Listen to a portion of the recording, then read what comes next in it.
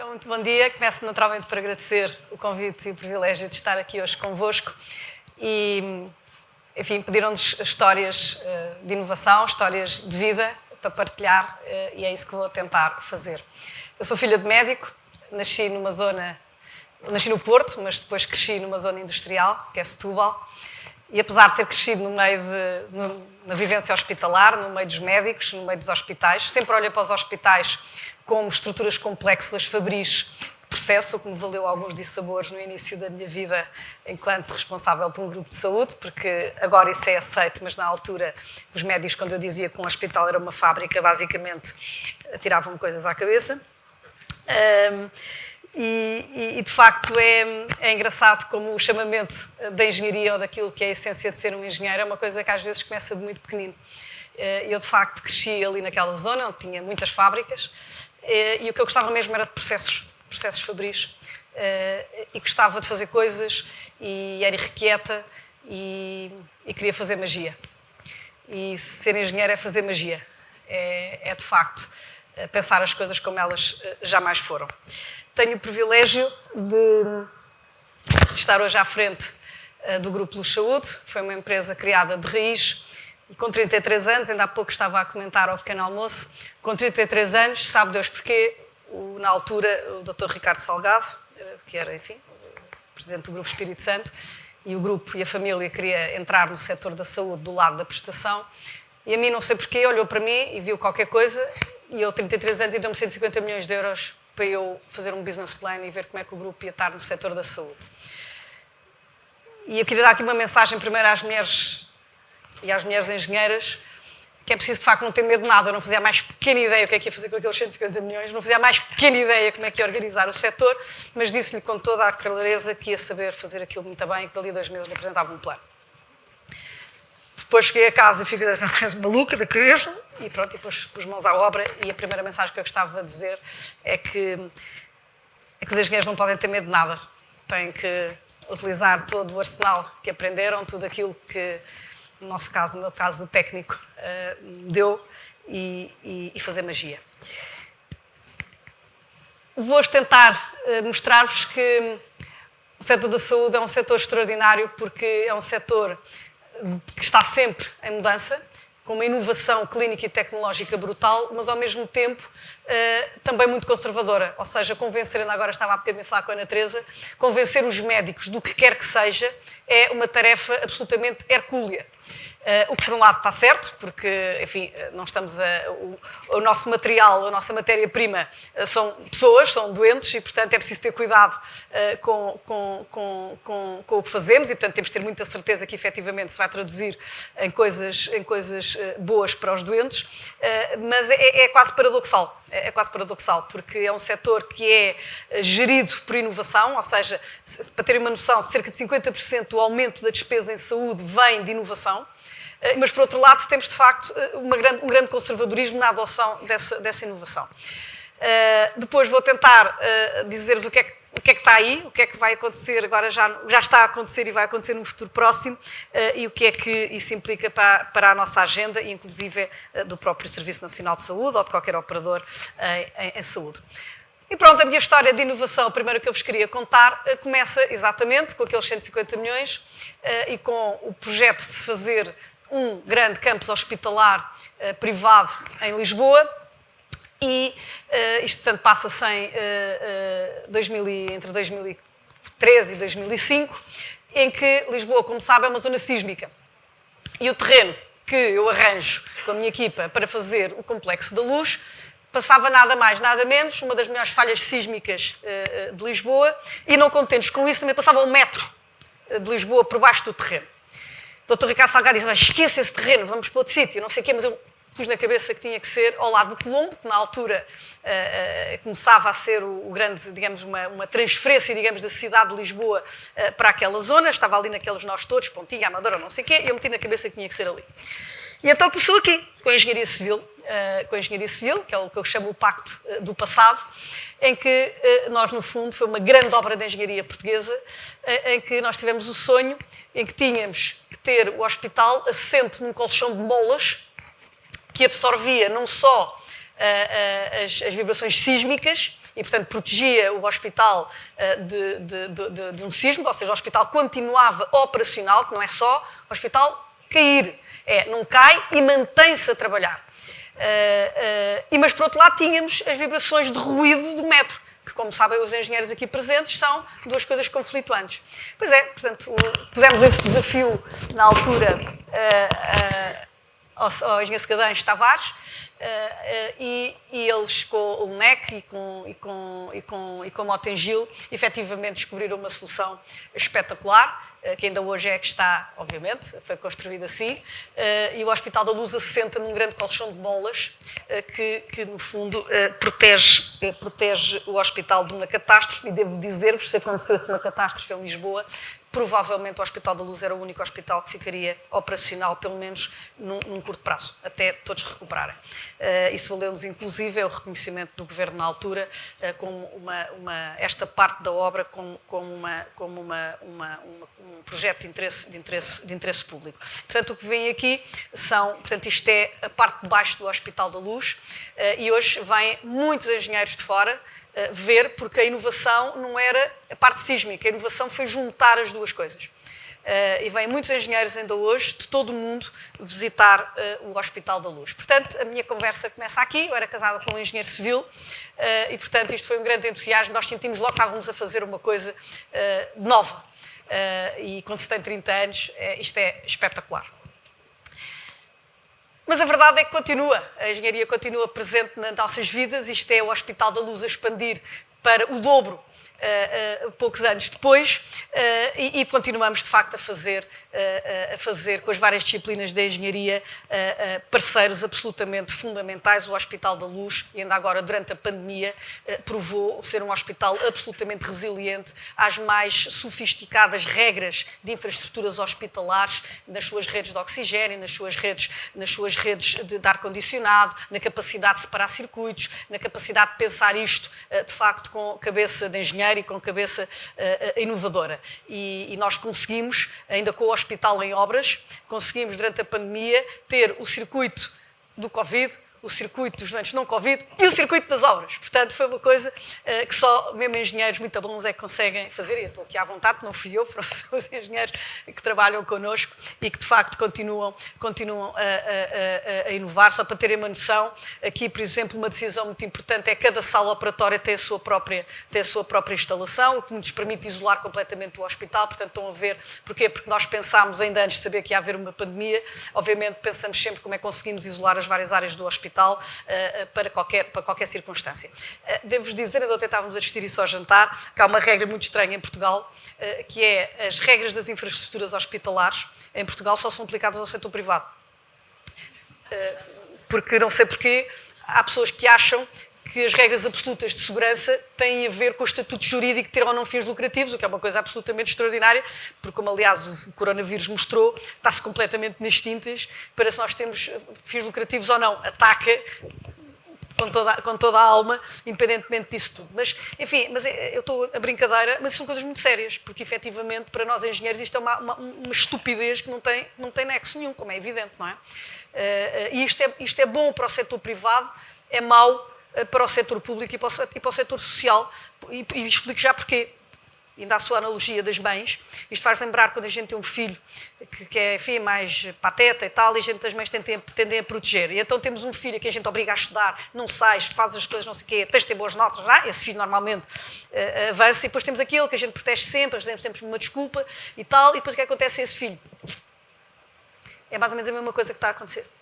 Portanto, ou seja, nós somos obrigados, nós no setor privado somos obrigados a todas as regras e mais um par de botas, portanto, estamos rijos, aguentamos aquilo tudo, e a verdade é que hoje temos infraestruturas hospitalares que são exemplares em qualquer parte do mundo, e temos um SNS que acabou com uma direção de serviço de engenharia hospitalar que havia, que eram absolutamente excepcionais, acabaram com isso tudo, não quiseram saber disso para nada, porque como são o SNS, logo não têm problemas de infraestruturas, e portanto, e hoje é o que sabemos, e portanto, é uma pena.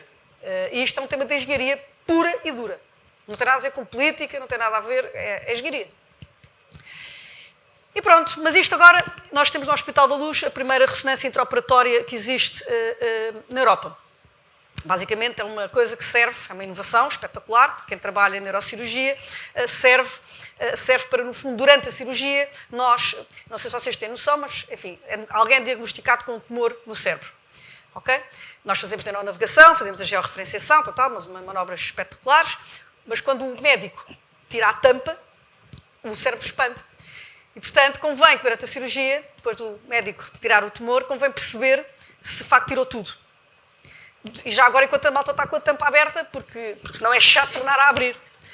E então, nós temos uma ressonância intraoperatória, portanto, durante a cirurgia, o médico, depois de ter retirado o tumor, volta a fazer uma ressonância e percebe ou não se retirou tudo, ou se tem que atuar, no fundo, volta a fazer uma georreferenciação do tumor e retira. Portanto, isto é uma obra complexa, isto é o que os médicos veem. Esta é a parte que eu acabei de dizer, é a parte da excitação médica. A parte da excitação da engenharia é esta.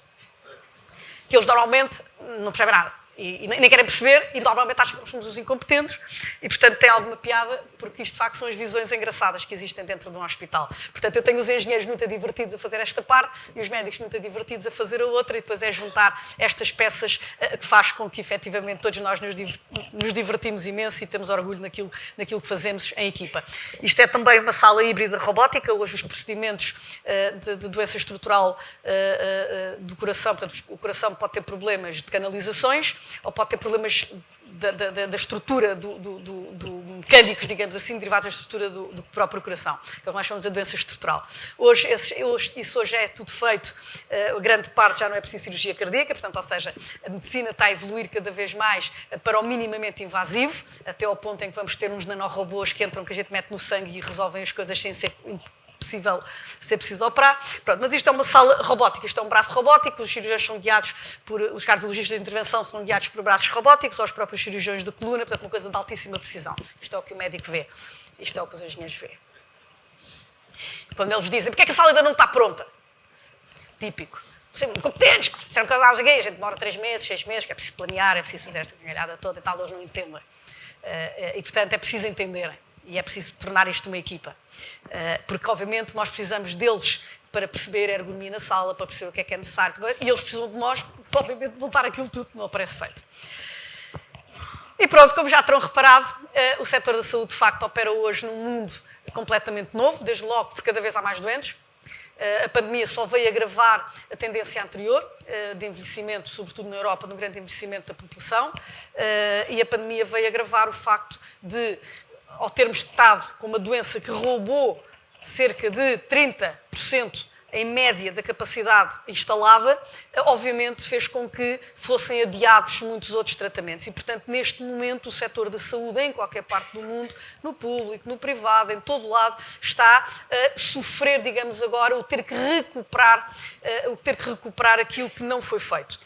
E no setor da saúde e na doença, às vezes as oportunidades têm que ser ali, não pode ser, ou seja, o que acontece hoje é que os doentes estão a chegar a nós mais doentes, portanto a necessitarem de mais coisas, e ainda por cima temos a pressão do próprio envelhecimento com coisas novas. E portanto, hoje isto é um setor altamente em burnout. Eu posso dizer-vos que estive há 15 dias em Bérgamo, como se recordarão, foi o epicentro do início da pandemia na Europa, em Itália, e nunca tinha visto médicos com o nível de burnout e de sofrimento ético como eu vi ali. Médicos que tiveram que alterar os clinical pathways adequados em oncologia, que tiveram que avançar para quimioterapia direta porque não podiam operar, porque não havia blocos operatórios disponíveis, não havia anestesistas, não havia ventiladores e tiveram, portanto, que alterar os roteiros clínicos adequados e que hoje esses doentes estão a morrer, como era esperado, em catadupa e, portanto, vi ali sofrimento ético e sofrimento de burnout que é preciso ter respeito, de facto, pela profissão, porque o que a gente passou nos últimos 2 anos é absolutamente indescritível desse ponto de vista e continuamos a sofrer. Portanto, as ondas de choque estão em cima da mesa. Isso leva-nos a que, efetivamente, há neste momento, obviamente, portanto, além de muitos doentes e doentes mais graves, e já com a pressão, portanto, como eu disse, demográfica, temos também, e há uma pressão importante, que é uma pandemia que pouca gente fala, que é a pandemia dos estilos de vida, ou seja, nós cada vez temos pessoas derivado a diabetes, hipertensão, colesterol, etc. Portanto, ainda recentemente, enfim, eu gosto imenso de brincar, e sou uma pessoa muito brincalhona, mas há coisas com que eu não me apetece brincar. E, nomeadamente, recentemente tivemos 2 exemplos mediáticos de má comunicação, ou de comunicação infeliz, vamos dizer assim, mas que por detrás dessa comunicação infeliz estavam coisas muito sérias. E refiro-me à doutora Graça Freitas. A doutora Graça Freitas, para quem não sabe, é uma das maiores autoridades de saúde pública no nosso país e reconhecida internacionalmente. Não tem jeito para comunicar ou não tem quem a ajude a comunicar. E, portanto, comunicou mal um conjunto de medidas preventivas para o verão, que deram, obviamente, aso a que todos nós nos ríssemos imenso com o bacalhau à brás e não sei o quê. E tivemos também o Presidente da República que veio acudi-la e que também não foi feliz na maneira como falou ao pedir que evitar que nós sejamos doentes. Isso são coisas muito sérias, porque efetivamente a sustentabilidade do setor da saúde passa por nós efetivamente evitarmos estarmos doentes. E com medicina preventiva. E, portanto, por detrás de uma brincadeira que eu também gosto de brincar, aliás, eu próprio brinquei com o Presidente, com ele, e ele riu-se imenso, mas não podemos esquecer-nos da mensagem séria que está por trás. E a mensagem séria que está por trás é que, efetivamente, 70% de hoje, da carga de doença que existe, pode ser evitada por prevenção, se nós todos, a grande inovação é essa, se nós todos, efetivamente, adotarmos estilos de vida saudáveis, evitarmos comer demais, fazermos exercício, 70%, é só o que eu estou a dizer, 70%. Estamos a falar de acrescentar à economia da Europa até 2040 qualquer coisa como 3 bilhões de dólares, 3 trilhões de dólares.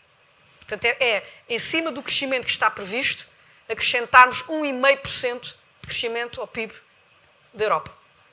Portanto, mais economia do que isto, não sei como dizer, e tem a ver com comportamentos preventivos.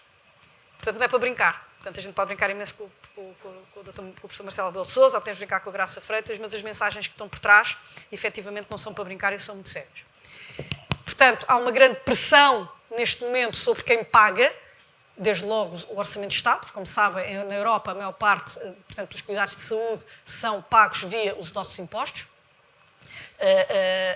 E, portanto, depois temos um seguro público de saúde, porque a saúde é uma coisa que tem que recorrer a um terceiro pagador, porque os custos da saúde podem ser catastróficos no momento da necessidade e, portanto, todos nós, enquanto estamos saudáveis, temos que pagar para quando alguns de nós estão doentes e todos nós concordamos que este é um setor em que não é admissível que alguém fique sem tratamento por dificuldades económicas, portanto, é essa a economia social da Europa e que todos nós defendemos. Mas, portanto, há uma grande pressão neste momento para ser eficiente, porque há muitos doentes para tratar, portanto, os hospitais têm que ser, e os sistemas de saúde têm que ser muito eficientes, e também temos que o fazer a custos que, obviamente, possam ser pagáveis por nós todos, porque, e hoje à tarde vamos ter a defesa, e hoje, enfim, com o novo contexto geopolítico, enquanto que a Europa andou aqui, e bem, a gastar todo o seu dinheiro na economia social, a garantir serviços nacionais de saúde, etc., e os americanos gastam uma batatão de dinheiro em defesa, aliás, enfim, os vários presidentes americanos, como sabemos, vinham-se a queixar que, bem, enfim, vocês metam lá também qualquer coisinha no tacho, e isso agora vai mudar, e, portanto, ao mudar, concorre para o Orçamento de Estado, concorre a saúde, mas também concorre a educação. Eu até estava a falar com o senhor, magnífico reitor aqui da universidade aqui, e que de facto está uma pressão muito grande sobre as escolas. E acabámos de ouvir dizer que é preciso formar engenheiros, é preciso educar. E, portanto, concorre à mesa do orçamento, tudo isto concorre. Portanto, é uma fantasia quando se dizer a saúde não tem preço. Claro que tem um preço. Tem um preço e concorre em custo de oportunidade, com a educação, com a defesa, com justiça, com tudo. E, portanto, é uma fantasia de Peter Pan achar que, efetivamente, isto não tem que ser gerido. E, portanto, cada vez mais a medicina está a evoluir para aquilo que nós chamamos a estruturação da faturação com base em valor, já vamos ver o que é que isso quer dizer. Significa também que quando nós somos assaltados a trancas à porta, portanto, ou seja, os reguladores estão ativos a regular. Por outro lado, temos aqui a inovação a começar, que é a expansão também dos locais de prestação para locais não tradicionais, nomeadamente o nosso telemóvel. Eu no outro dia estava a jantar com uns amigos, estavam com 2 americanos, um deles bebeu demais, teve ali uma crise de figadeira e ligou com o seu telemóvel, marcou uma consulta em Cleveland, ele mora em Chicago, marcou uma consulta on demand, portanto, liga para o on demand de Cleveland e aparece-lhe um médico do outro lado a dizer o que é que ele tinha para fazer, mandou a receita, mandou tudo. e portanto estava nos Estados Unidos e ele estava cá, isto com a maior das facilidades e tranquilidade. Esta é a parte gira, é que efetivamente, quando eu comecei o Hospital da Luz e abri em 2006, em dezembro de 2006, o Steve Jobs ainda não tinha lançado o iPhone. Eu nunca mais me esqueço quando o professor Cavaco Silva inaugurou o hospital em abril de 2007, em maio, portanto, nós estávamos a achar que tínhamos um hospital espetacular, os processos todos, não sei o quê, e de repente em 2007 o Steve Jobs lançou o iPhone e eu livro virar para o meu colega de engenheiro também, dizer, bolas, temos que rever os processos todos outra vez e acabar para abrir o hospital. E foi exatamente isso que aconteceu. Aliás, nós em Siemens tínhamos acabado de montar uma coisa espetacular, que era um cockpit, que no fundo o doente, a partir da cama, tinha um braço articulado, conseguia controlar as cortinas, a comunidade do almoço, o médico conseguia ver o processo clínico, e de repente agora era preciso ver aquilo no iPhone. Giro. A cloud, ou seja, a capacidade que nós temos hoje de armazenar informação é infinita, praticamente. A robótica e a impressão 3D. Conseguimos ter os doentes ligados, onde estávamos também a falar. Eu tenho doentes hoje no Hospital da Luz, em cardiologia, que estão em qualquer parte do mundo, e eu tenho o pacemaker deles. Eu não, os médicos têm o pacemaker, conseguem regular o pacemaker deles a partir do Hospital da Luz. Eles estão em Angola, estão no Brasil, estão aqui em Portugal e não têm que ir ao hospital. Portanto, nós temos de facto os doentes ligados. Eu sei que os meus doentes, quando estão a ser seguidos, por exemplo, em programas já de gravidade de diabetes, saem alarmísticas, ou seja, têm o telemóvel e a partir do telemóvel nós ligamos aos nossos processos clínicos eletrónicos automaticamente, sai uma alarmística na Luz 24 e o médico telefona para o doente, estás a ficar gordo, ontem não andaste, portanto, aqueles médicos mesmo muito chatos. Eu tenho um assim, não lhe ligo nenhuma, não atendo o telefone. O social media mudou completamente. Hoje tenho médicos que chegam a mim, mas o que é possível agora? Aquela fulana foi para as redes sociais, afinal era uma influencer, agora diz mal de mim, eu não sei o quê, e não tem razão nenhuma. Ou o oposto também acontece.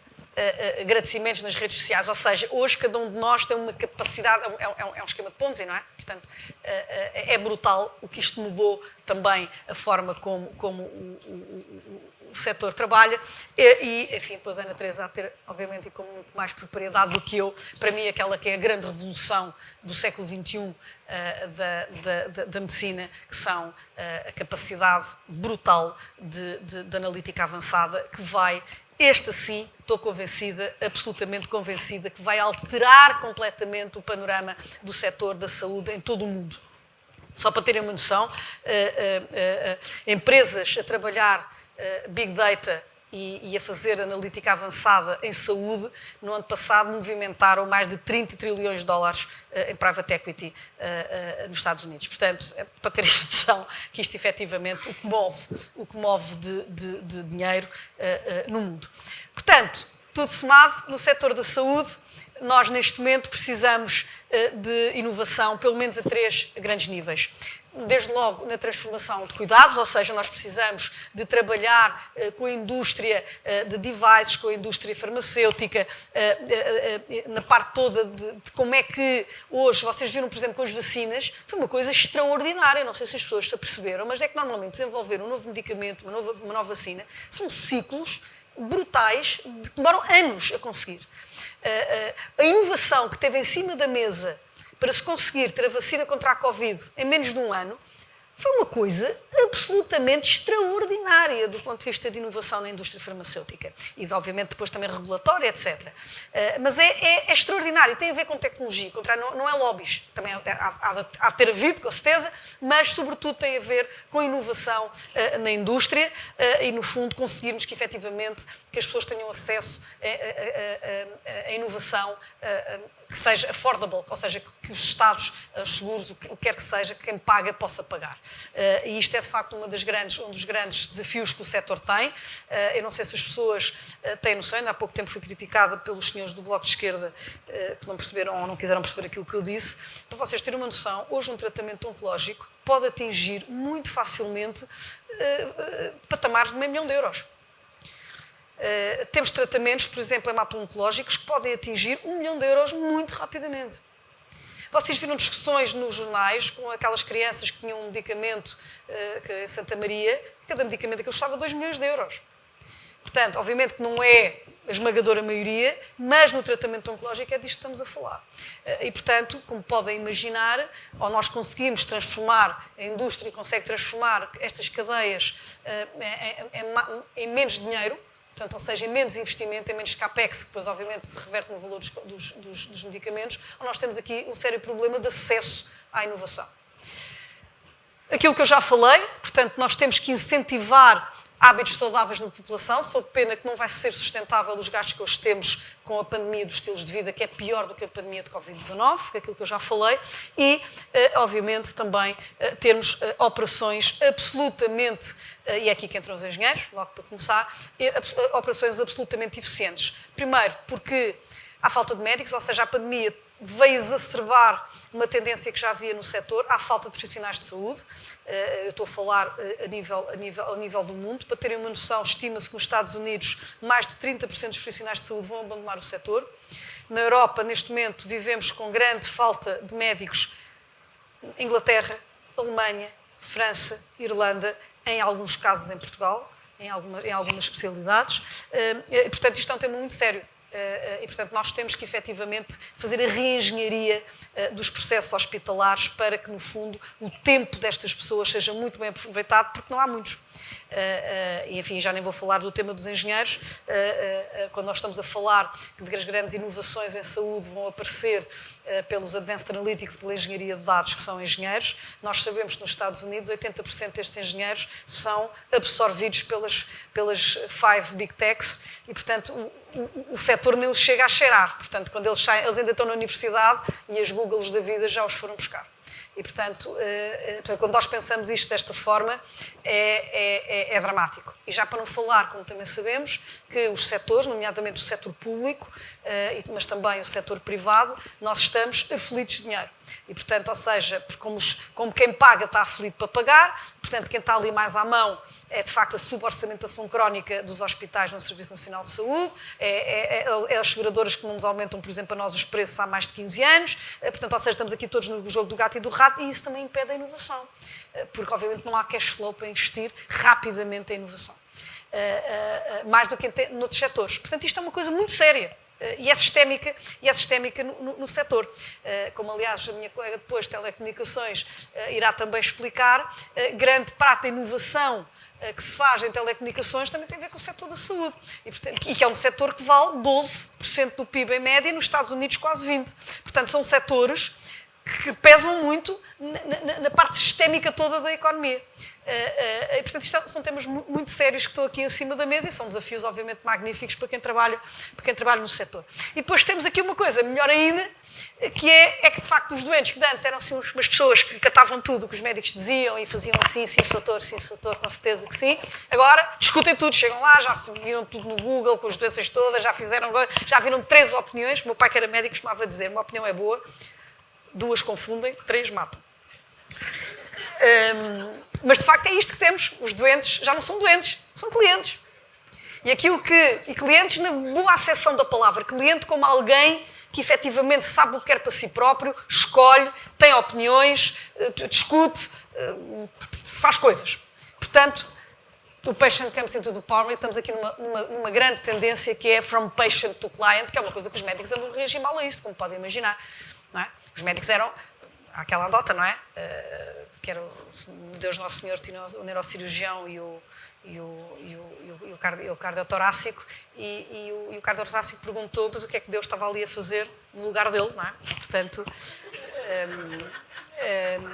isto é um tema engraçado. E, portanto, eu transformei aquilo que se chama o Value-Based Medicine, sou engenheira, portanto, numa equação, como é evidente, e valor, no fundo, é isto. É os resultados que interessam aos doentes, não é o que interessam à organização, não é o que interessa aos administradores, não é o que interessa aos médicos, não é o que interessa aos doentes. E nem sempre isto coincide.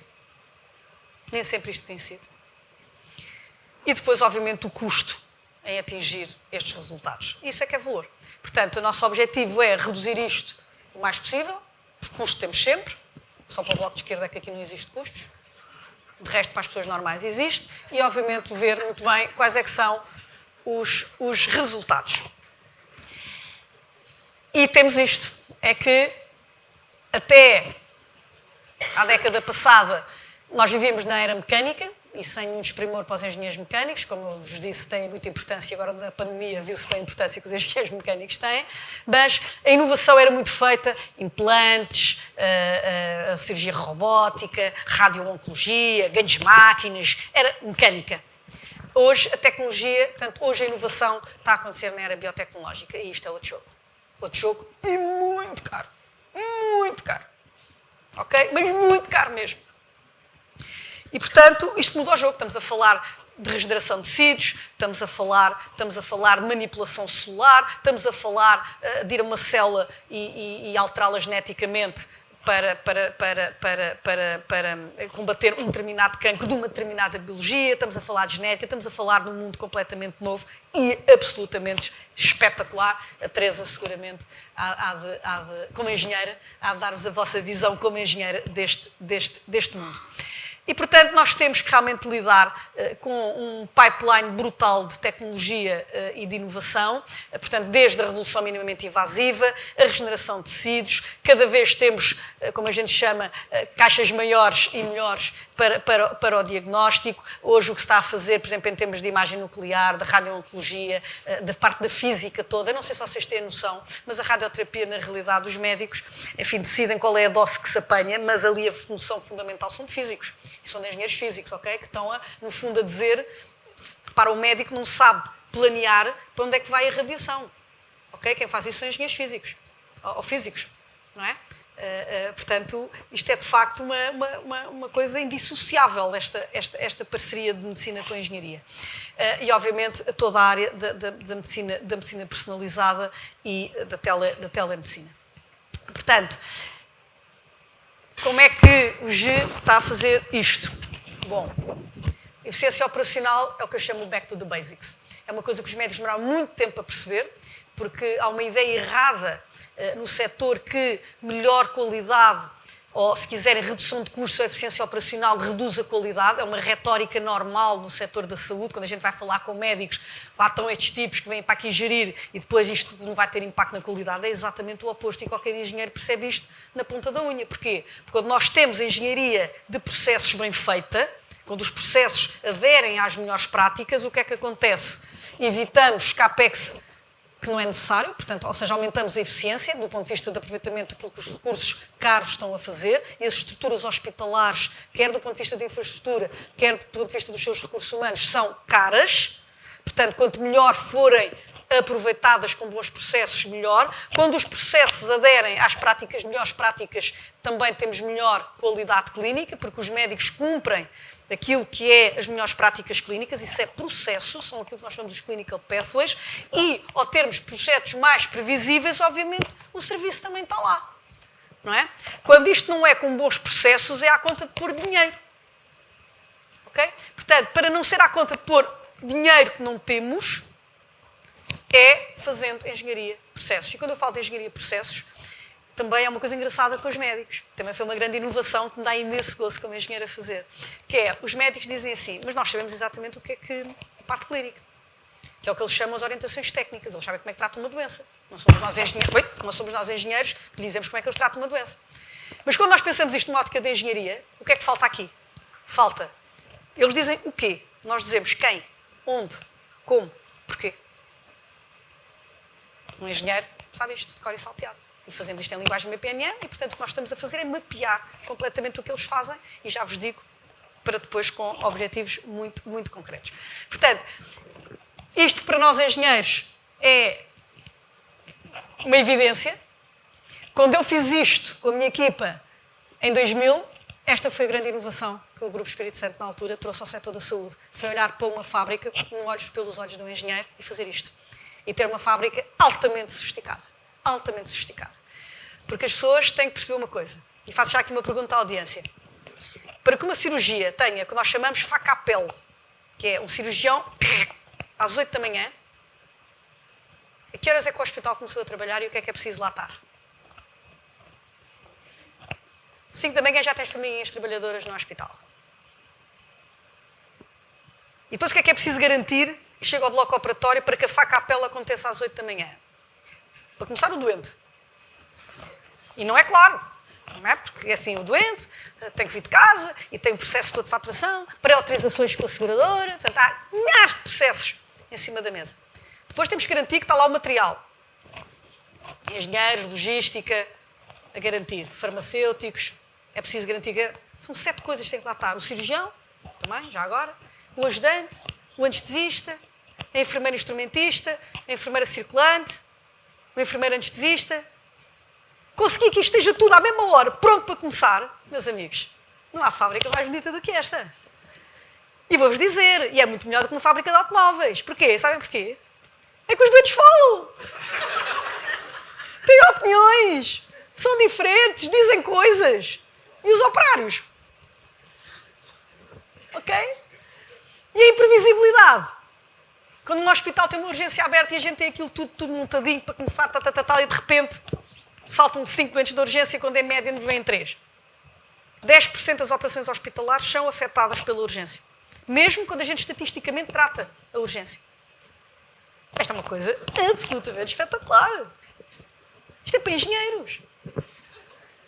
A sério que é. Os engenheiros, sobretudo os engenheiros até de industriais, aprendem isto na faculdade. Depois é só fazer a analogia para uma indústria que é realmente fabulosa, porque eu estou a brincar, mas realmente os doentes, ou seja, que se a gente pensar conceptualmente que o doente entra para ser tratado, portanto a matéria-prima é o doente, mas sendo que o doente não é uma peça, é um ser humano único na sua concepção, e, portanto, introduzindo variáveis e imprevisibilidades ao processo hospitalares, isto é uma coisa espetacular. Absolutamente espetacular. Os militares passavam-se. E passam-se. E vou-vos explicar quem é que são os meus militares. Também é preciso. São os enfermeiros. Os enfermeiros são a disciplina militar de um hospital. Os médicos são os chanfrados da tola. A conjugação disto é uma coisa fabulosa, fabulosa. Estão a perceber? É um desafio de liderança giríssimo. Porque precisas dos dois. Tu há momentos em que tu precisas da liderança militar, que é, pá, cumpre esta ordem e acabou a conversa. Estou ouvido. Pá, acabou a conversa, pá, não questionem. Porque há aqui uns tipos que estiveram a estudar isto, pá, e é para ser assim. Disciplina militar. Porque a gente não tinha tempo. E portanto ninguém pergunta. Depois temos o dia-a-dia. Mas porquê é que não sei o quê? Mas porquê é que vai fazer assim? E mais isto, e mais aquilo. Cansativos. Mas é de onde vem a inovação. É onde vem a inovação. E é gerir esta amálgama, que é a minha experiência de vida e que é onde eu me divirto, como já estão a perceber pela minha apresentação. Adoro isto. Adoro isto porque isto é fazer magia todos os dias e é trabalhar com gente absolutamente excepcional. Porque os profissionais de saúde são gente altamente qualificada e, portanto, é esta amálgama de gente com egos exacerbadíssimos que tem piada. E que é um desafio de liderança com muita graça. Nós hoje, só para ter uma noção, eu não vos vou amassar hoje com os processos, que eu chamo de processos de assinatura, que nós estamos a trabalhar sistematicamente para incluir de forma continuada a inovação. Posso só chamar aqui a atenção. Reparem que um dos nossos processos de assinatura é Infrastructure and Equipment Management, que é o que nós chamamos o processo ADID. E porquê? E já vão perceber depois a cultura do Grupo Luz Saúde nesse aspecto. A ADID, como sabem, muito provavelmente os engenheiros civis sabem de certeza, foi uma grande arquiteta que era conhecida por fazer projetos impossíveis para os engenheiros. Portanto, ela fazia assim uns riscos e umas coisas e depois tinha que haver um desgraçado engenheiro que tinha que conseguir fazer a estrutura daquela coisa. E nós, no fundo, é isso que... Isto é uma homenagem aos meus engenheiros. É o projeto ADID porque eles fazem magia todos os dias.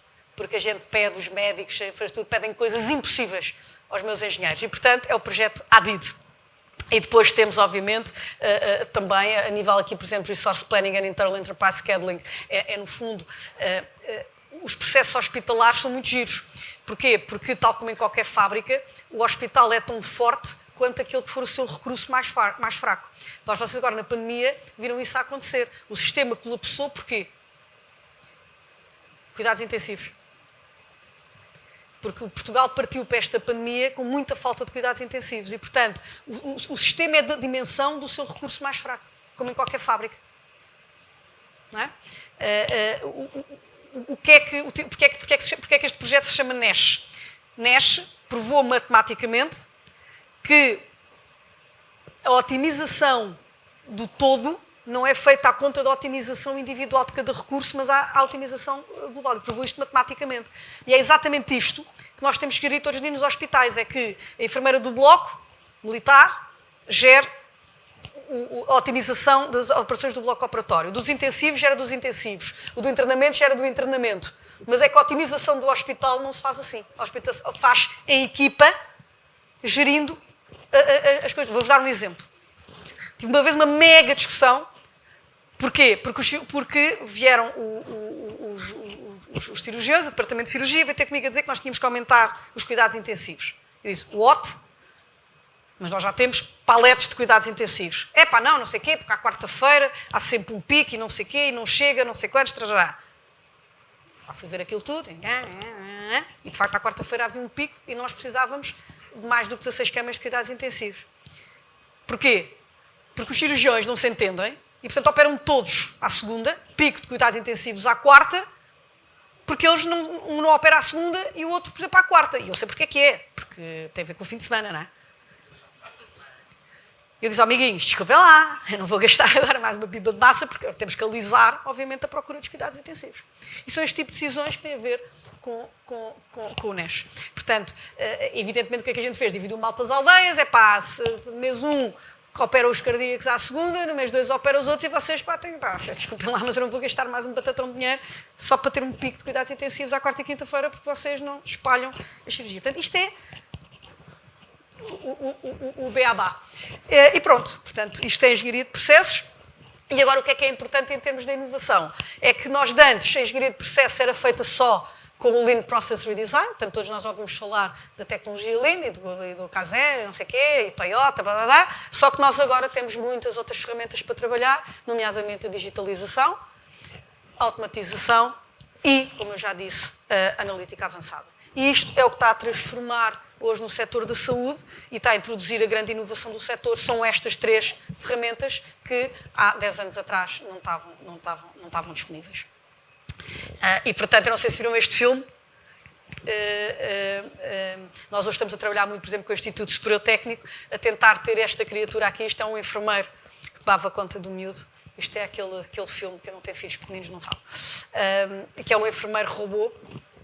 E nós hoje estamos a trabalhar, obviamente, com a técnica em muitas situações e com muitas startups, de facto, da automatização do setor, e o objetivo final disto é criar, e estamos a criar aquilo que nós chamamos um ecossistema digital, em que a experiência, portanto, o tal senhor que vai a comandar, que é o doente, no fundo tem que ter uma experiência completamente tranquila, desde poder marcar uma consulta por uma app, consegue pagar, consegue ter os seus dados pessoais de saúde e o médico vê, tem navegação, portanto, ou seja, é todo envolve inclusive os cuidadores informais da família, portanto, estamos a montar um ecossistema completamente digital em volta da experiência do doente. E ao fazermos, e a parte bonita disto é aquilo que eu vos disse antes, que é, quando nós temos uma boa experiência, foi porque também temos boa eficiência e também temos boa qualidade clínica. Portanto, ou seja, no meio disto tudo, a parte boa é que ao fazer isto tudo bem, ainda por cima se reduz custos.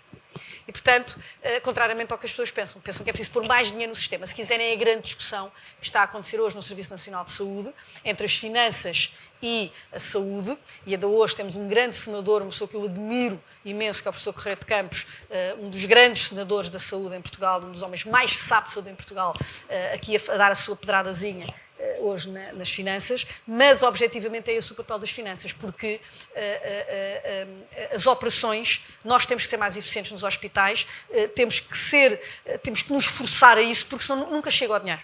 Nunca chega ao dinheiro. Para se conseguir qualidade, que é o que o SNS consegue, qualidade, muitas vezes, a parte do serviço ao cliente, nem por isso. Mas a qualidade que é indubitável no Serviço Nacional de Saúde é feita, se não se fizer este exercício, que é um exercício chato de engenharia, só se consegue à conta de pôr muito dinheiro. E, portanto, é esse o desafio que as finanças fazem, e isso também tem a sua graça, não é? Porque é os checks and balances que têm que existir. Muitas vezes as finanças não têm razão, e há muitas coisas que as finanças não têm razão, mas há muitas coisas em que nós também no setor da saúde não temos razão. Eu tenho essa mesma discussão com as seguradoras. E, portanto, é um jogo de check and balance e que tem que existir. E é isso que eu também vos queria dizer. Os engenheiros, com o seu pragmatismo e com o seu fact-based thinking, são muito importantes no setor, porque a gente não tem estados de alma. Um bom engenheiro não tem estados de alma. E isso é importante também para o setor, porque tendemos a analisar as coisas sem estados de alma e fazer as coisas que têm que ser feitas. e perceber. E é esse, se quiser, é o grande papel que nós podemos trazer.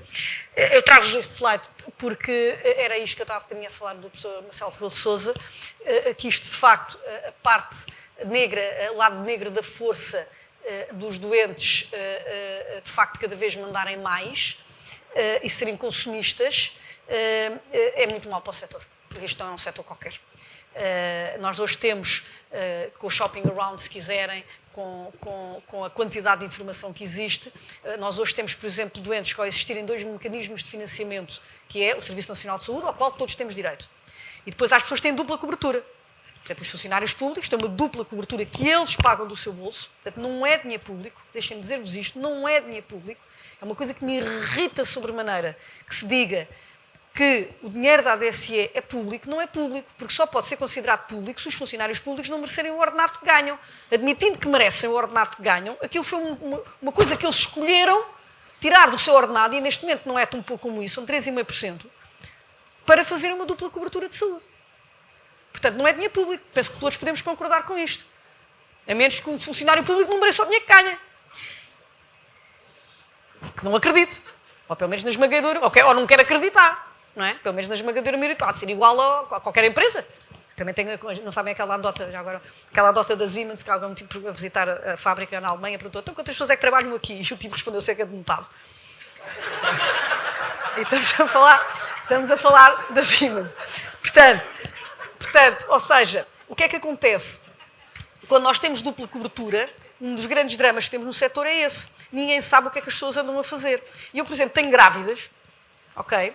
Que vêm fazer 4 ecografias durante a gravidez ao setor privado e já fizeram também outras 3, que são aquelas que estão no clinical pathway correto, também no setor público. O setor público não sabe o que elas andaram a fazer isto no setor privado e o setor privado também não sabe o que elas andaram a fazer no setor público.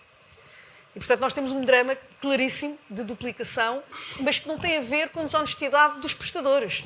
Não é isto. Hoje, qualquer doente oncológico que se preze em Lisboa vai à Luz, à CUF e à Champalimau saber a opinião. E depois escolhe aquela que lhe apetece mais. Ou que teve mais empatia, ou que whatever. Ou que foi melhor vendida. Ok? Mas, entretanto, repetiu muitas vezes, 3 vezes os mesmos exames. Estão a ver o que é que isto dá para o sistema como um todo, o trabalhinho que nós temos aqui de inovação para fazer pela frente. Não vos vou amassar com isto. E, bom, portanto, eu estive-vos a dizer aqui, reengenharia de processos, parece uma coisa, está feito. Nope. Not so easy. E, de facto, hoje isto é a nossa vidinha. É que as doenças estão muito complexas. Isto é um cancro, nem sei já de quê. Pulmão. É muito complexo. Quando nós fazemos a tal engenharia, que é isto que fazemos com eles, desenhamos o processo, é muito complexo. Portanto, o workflow, o diagnóstico, isto é o diagnóstico, neste caso, de um cancro de reto, é isto tudo. Quando a gente mete isto em linguagem de engenheiro, o que os médicos fazem é isto. Para diagnosticar só. É complexo. O tratamento também é complexo. É multifatorial, tem várias etapas, tem vários... Em programação nossa, tem muitos losangos com se, não, vai, tem, né? N. Desde logo, até porque nós somos pessoas únicas. Já vão ver isso mais à frente. Portanto, o tratamento também é muito complexo. E o workflow, complexíssimo também no hospital. Hoje, gerir um doente oncológico é uma tarefa absolutamente hercúlea e complexa, por causa disto tudo. Só para ter uma noção, eu trago isto, costumo brincar com isto, isto é o quadro do que é que um MGF deve fazer. Isto foi feito por tipos de marketing, no NHS inglês, para orientar os cuidados primários do que é que deviam fazer em cada tipo de cancro. Agora digam-me vocês, se vocês, médicos, têm isto no gabinete, estão a ver? Alguém percebe alguma coisa que está aqui? É difícil. E depois temos uma coisa, vocês ouvem muito falar da medicina de precisão, é que a acrescentar a isto tudo, temos uma coisa que eu chamo de medicina de imprecisão. Eu diria assim, de olhar assim para a audiência, metade das pessoas que estão aqui tomam omeprazol. Medicamento mais consumido em Portugal, que é para a azia. Tem aqui a eficácia desse tratamento. 1 em 25 pessoas.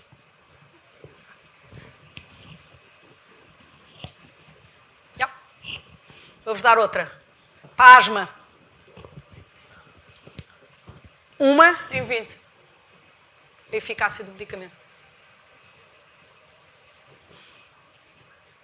Neutropénia, por exemplo. 1 em 15. Portanto, estão a ver, isto é o tema da indústria farmacêutica. Portanto, ou seja, o que é que acontece? A indústria, quando se faz os chamados ensaios clínicos, testa um medicamento para um grupo, e tem que ser assim, para um grupo muito específico de pessoas. Aliás, agora houve essa discussão, as pessoas agora, toda a gente ficou a perceber no Covid, toda a gente era expert em tudo. E houve pessoas que perceberam então o que é o tema da Covid e das vacinas. Dizer que uma vacina tem 90% de eficácia é uma coisa absolutamente extraordinária. Porque, tipicamente, os medicamentos não chegam a ter 50% de eficácia. Sabem porquê? Por causa de nós. Porque nós somos, já dizia Sir William Osler, que foi o pai da medicina interna, no século XIX, que se não fosse a grande variabilidade que existe entre indivíduos, a medicina podia ter sido uma ciência e não uma arte. E isto é rigorosamente verdade. Porque cada um de nós é um ser irrepetível, é um ser único e que reagimos de forma diferente. Portanto, o que a indústria faz ensaios clínicos para perceber a eficácia pura daquele medicamento e, portanto, escolhe muito bem as pessoas que estão naquele ensaio clínico, que têm que ter só aquela doença, tipicamente. Agora já há ensaios, às vezes, duplos com doenças, com pessoas que têm outro tipo de doenças. Mas tudo muito bem controlado. A gente sabe que o doente toma o doente àquela hora, que aquilo é bem aplicado, não sei o que mais, e dá o máximo de eficiência que eles conseguem com aquele medicamento. E que o regulador aprova, quando estamos a falar de eficácias de 50% a 60%. Porque não há medicamentos 100% eficientes. Não existe. E este é o grande desafio da inovação do setor da saúde. É aumentar, de facto, a eficácia, porque quando a gente está a tomar omeprazol, não sabe que por acaso aquilo entra e sai. Eu, por exemplo, via de um teste genético, sei que não metabolizo bem, por exemplo, as minhas dores de cabeça, não metabolizo bem paracetamol. Só metabolizo brufeno. Sou eu. A Teresa seguramente vai explicar isso na ponta da unha. E, portanto, aqui a pergunta é, podem os engenheiros ajudar ou não? Resposta, of course. Of course, e eu não vou matar com este coisa e vou dizer-vos isto. Primeiro temos que perceber que nós, efetivamente, temos que perceber a visão global do que é um doente. E vou-vos dizer isto. Os outcomes em saúde, apenas 20% estão relacionados com a parte clínica. Apenas só 20%. E, portanto, tudo o resto tem a ver com fatores exógenos. Com social determinants of health, a nossa educação, N fatores. Para nós percebermos porque é que há pessoas que têm um melhor resultado e outras que têm um pior resultado. Por exemplo, os social determinants of health, que hoje nós estamos, por exemplo, a recolher no Hospital da Luz, são absolutamente determinantes para o resultado, por exemplo, em diabetes, cessação tabágica, portanto, tudo o que são medidas preventivas. É diferente uma senhora diabética, professora universitária no Instituto Superior Técnico, casada, com filhos, com uma vida estável, de uma senhora diabética empregada da limpeza que vive no bairro da Jamaica e que apanha do marido. Okay? E isto é preciso estudar, para depois ter intervenções diferentes. No fundo, o que está aqui em cima da mesa com a ajuda dos engenheiros é fazer aquilo que nós chamamos o digital twin do doente, termos toda a informação que precisamos e termos os engenheiros, de facto, a Ana Teresa vai explicar isto 3.000 vezes melhor do que eu, é que de facto é preciso e os médicos têm que entender que a grande inovação em medicina é que os dados não estão linearmente relacionados. Os médicos adoram. É isto, logo é aquilo. E eu percebo. Só que, como vocês viram, não é assim a vida real. E, portanto, isto exige outro tipo de análise dos dados diferente daquilo que eles gostam de ter, porque os médicos odeiam black boxes. Se quiserem, a Ana Teresa obviamente vai explicar isto muito melhor do que eu, como eu já disse. Eu, quando aprendi programação no técnico, o que é que a gente fazia? Temos um computador, punhamos lá dentro dados, dávamos um algoritmo e esperávamos um resultado. A inteligência artificial, ou se quiser assim a linguagem, a Ana Teresa vai-me perdoar, que isto aqui para uma professora catedrática de coisas já me vou apanhar na cabeça a seguir, mas assim a linguagem simples é, nós pomos os dados, pomos o resultado e sai o algoritmo. É completamente diferente. Os médicos querem saber o algoritmo. E o algoritmo é um resultado. Passou a ser um resultado, não é um dado. E isto é uma transformação brutal da indústria de saúde. Isto, mas obviamente tem aplicações absolutamente fabulosas em medicina. Desde logo, nós hoje já existem, nós conseguimos, por exemplo, perante um determinado doente, nós conseguimos fazer a predição, portanto, modelos preditivos de como é que vai ser o resultado de uma tramata terapêutica naquele doente. Conseguimos ter, obviamente, grandes processos de suporte à decisão clínica, como, por exemplo, nós hoje temos algoritmos baseados em inteligência artificial para prever melhor, por exemplo, a sepsis. A sepsis, para ter uma noção, é uma coisa gravíssima que tem 50% de taxa de mortalidade, portanto, quanto mais cedo a gente está a apanhar, melhor. Hoje já estão muito, por exemplo, nós no Hospital Beatriz Ângela analisámos quantidades brutais de dados ao longo de 10 anos para perceber se conseguimos inferir um modelo preditivo melhor, e conseguimos. E, obviamente, na gestão da doença crónica.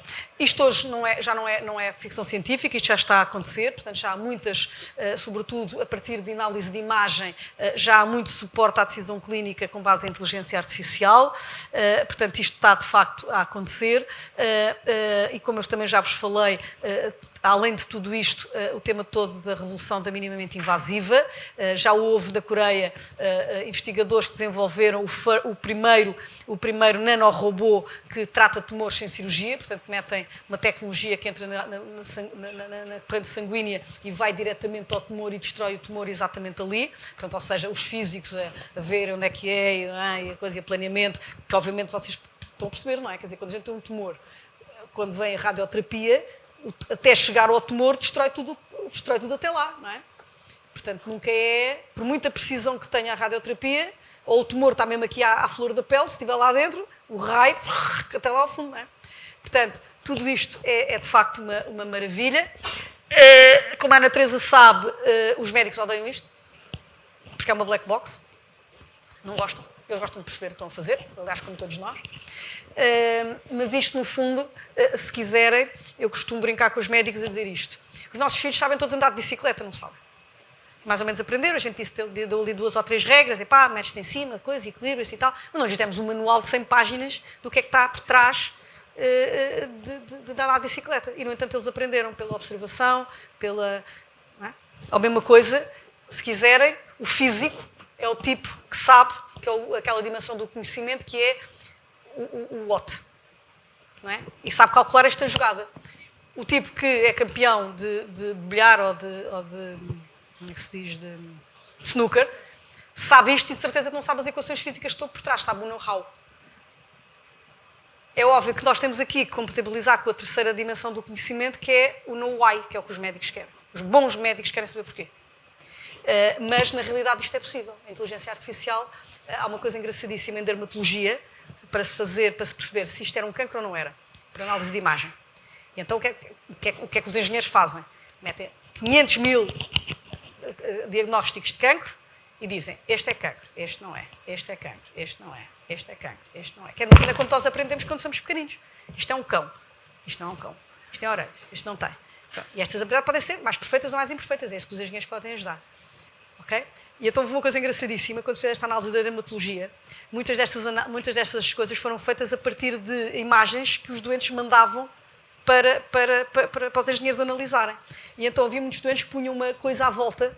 Estão a ver quando a gente faz uma fotografia no hotel e punham uma coisa à volta. E então às tantas o algoritmo baralhou-se com aquela coisa. E então havia uns que tinha coisa amarela, era cancro. Não tinha nada a ver.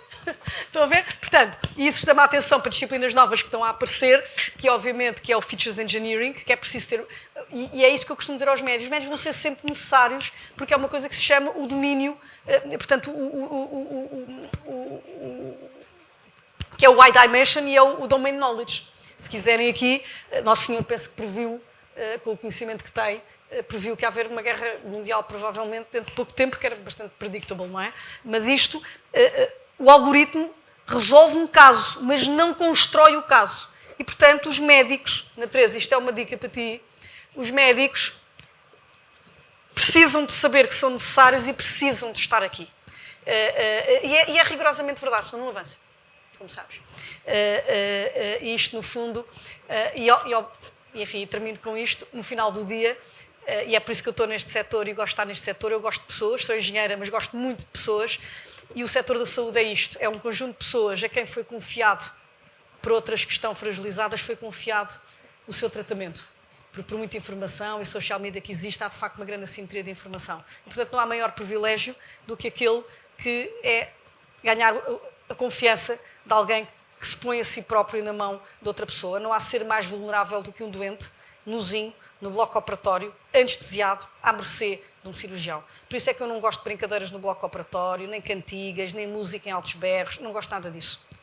O bloco operatório é o máximo do respeito que se deve ter por alguém que está totalmente indefeso nas mãos de alguém.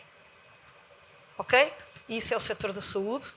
É um enorme privilégio trabalhar aqui. Espero ter-vos, de alguma forma, passado o meu entusiasmo e, sobretudo, dizer-vos que a engenharia, transversalmente, desde a engenharia civil, pelas disciplinas tradicionais de engenharia, até agora as novas disciplinas de engenharia, de dados, etc., e de inteligência artificial, somos absolutamente fundamentais para um setor que é, como se provou agora também durante a pandemia, absolutamente fundamental para o crescimento económico dos países. E, nomeadamente, através da prevenção, não se esqueçam, portanto, não gozem muito com o professor Marcelo, porque ele tem toda a razão naquilo que está a dizer. E, bom dia, obrigada por esta oportunidade e até breve, estou à vossa disposição, depois quando acharem.